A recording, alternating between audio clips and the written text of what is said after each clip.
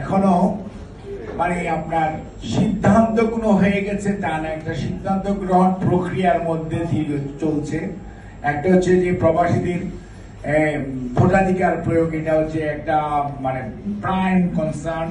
প্রবাসীদের প্রপার মূল্যায়ন, এটাও একটা বিষয় আছে, পলিটিক্যালি মূল্যায়ন।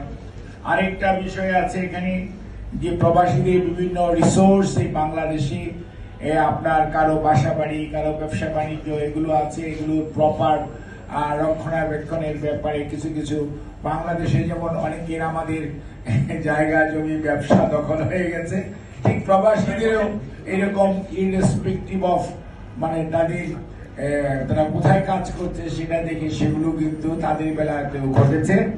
এটার ব্যাপারে কিভাবে মানে আপনার কি করা যায়।